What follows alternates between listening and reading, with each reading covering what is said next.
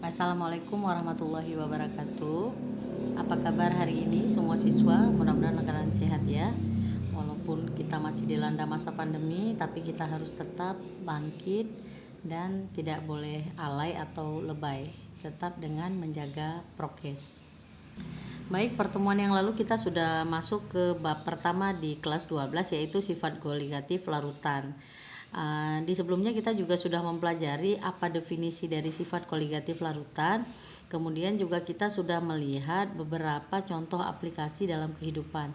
Mungkin kalian masih ingat ada gambar ilustrasi es batu berisi dalam gelas, dan ada juga di negara-negara lain yang mendapati musim salju, yang ketika musim salju mobilnya diselimuti oleh salju. Nah, bagaimana cara proses pencairan salju di luar negeri? Nah, itu adalah salah satu contoh aplikasi sifat koligatif larutan. Kemudian juga kita sudah mempelajari beberapa perhitungan konsentrasi seperti kemolaran, kemudian kemolalan, dan fraksi mol. Baik, ini adalah materi berikutnya, yaitu submateri tekanan uap larutan dan penurunan tekanan uap larutan. Jadi kalau kita perhatikan pada peta konsep yang lalu, saat di awal kita mengenali materi sifat koligatif larutan, itu sifat koligatif larutan ada 4, yaitu ada penurunan tekanan uap larutan, kenaikan titik didih, penurunan titik beku, dan tekanan osmotik. Nah, ini kan bisa dilihat ada 4. Berarti kita akan mempelajari dari yang pertama dulu, yaitu penurunan tekanan uap larutan. Nah, di sini bisa diperhatikan ya pada materinya, penurunan tekanan uap larutan. Tekanan uap larutan itu simbolnya P. Nah, P itu kan kalau bahasa Inggrisnya kan pressure, tekanan.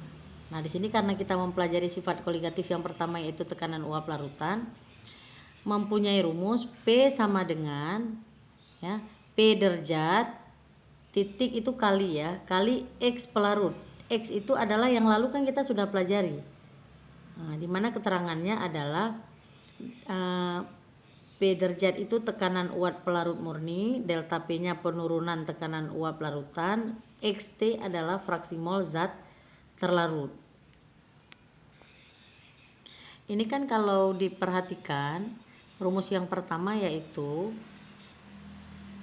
P sama dengan P derajat kali X pelarut. Nah, kan dengan keterangannya bisa diperhatikan.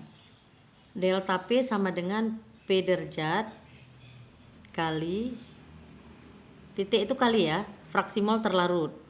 Sebelumnya kan kita udah belajar mencari fraksi mol zat terlarut dan zat pelarut. Kemudian ada P derajat sama dengan tekanan uap pelarut murni. Ini satuannya satuan tekanan. Nanti dilihat pada soal, ada yang milimeter Hg, ada yang atm. Kemudian delta P, selisihnya penurunan tekanan uap larutan. Kemudian ada XT sama dengan fraksi mol zat terlarut. T kecilnya itu zat terlarut, karena X sendiri adalah fraksi mol. Nah, kemudian pada poin yang keempat, yaitu 2, penurunan tekanan uap larutan elektrolit. Itu kan tadi pada non elektrolit ya, non elektrolit ini diperhatikan. Yang kedua kan zat elektrolit. Nah, kalau zat elektrolit itu ada faktor yang mempengaruhinya, yaitu ada faktor Van Hoff. Simbolnya I kecil. Faktor Van Hoff ini adalah jumlah ion, makanya dia berpengaruh. Delta P sama dengan P derajat. Nah, P derajat kali X terlarut kali I, faktor Van Hoff. Nah, sedangkan pada non elektrolit tidak ada pengalian faktor Van Hoff ya. Jadi karena dianggap tidak ada ion, maka 1 jumlah harga faktor Van Hoff-nya. Nah, berikut bisa diperhatikan contoh soalnya. Sebanyak 18 gram glukosa, MR atau massa atom relatif glukosa 180, kemudian dilarutkan dalam 90 gram air, MR air 18.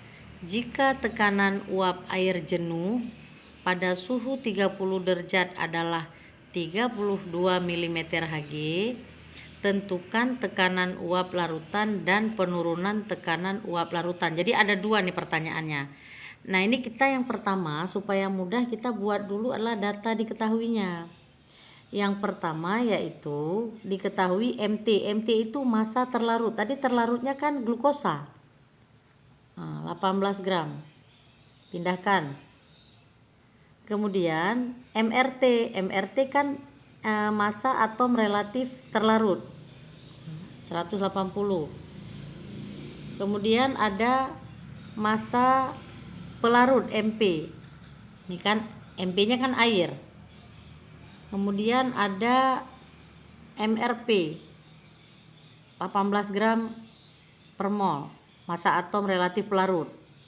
Kemudian di sini tekanan uap air jenuh pada suhu 30 derajat adalah simbol tekanan uap air jenuh P derajat sama dengan 32 mm Hg. Nah, setelah ditulis data diketahui, baru kita kerjakan, yaitu mencari yang pertama molnya dulu kita cari. Mol dari pelarut atau NP sama dengan MP per MRP sama dengan 90/18 sama dengan 5 mol. Kemudian kita cari mol terlarut atau NT sama dengan mol terlarut sama dengan MT per MRT 18/180 sama dengan 0,1 mol. Nah setelah kita dapat baru bisa kita tentukan harga fraksi mol. Nah, XP atau fraksi mol pelarut sama dengan mol pelarut per mol total. Total antara NP tambah NT. Jadi 5 per buka kurung 5 tambah 0,1. 5 per 5,1 sama dengan fraksi mol pelarutnya 0,9804. Kemudian kita cari yang satu lagi. XT sama dengan atau fraksi mol terlarut NT per N total. NP tambah NT. Tadi di atas kan udah. Berarti karena NT yang ditanya 0,1 per 5 tambah 0,1. 0,1 per 5,1 sama dengan 0,0196. Masih ingat dengan catatan yang kemarin, yaitu jumlah fraksi mol terlarut dan fraksi mol pelarut itu dia lebih kurang akan mendekati 1 nanti, 0,98 tambah 0,019. Jadi kalau dibulatkan kan 0,02 nih ditambah 0,98 mendekati 1. Memang itu kunci dari penjumlahan fraksi mol. Nah ini soal yang sedang kita kerjakan adalah soal non elektrolit yang tidak berpengaruh pada faktor Van Hoff atau I-nya, atau bisa kita katakan I-nya sama dengan 1. Nah pada poin nomor 7, nah ini kan tadi ada harga tekanan uap jenuhnya, jenuh air ya pada suhu 30 derajat 32 mm Hg. Nah, tadi kan udah dapat XP, dapat fraksi mol, dapat. Kemudian ada fraksi mol pelarut, ada fraksi mol terlarut. Hasil dari kita cari barusan. Nah, tinggal kita masukkan tekanan uap larutan kan simbolnya P. P sama dengan P derajat kali XP. P derajatnya 32 kali dengan hasil barusan kita dapat 0,98.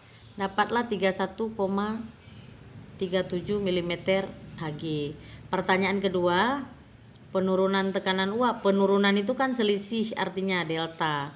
Delta P rumusnya sama dengan P derajat kali X terlarut. Nah, 32 kali 0,0196 sama dengan 0,63 mm Hg.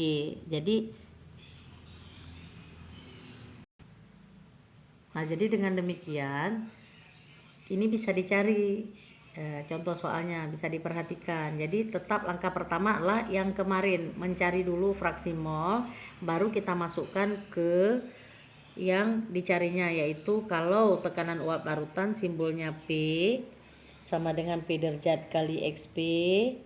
Kalau penurunan tekanan uap simbolnya delta P sama dengan P derajat kali X terlarut.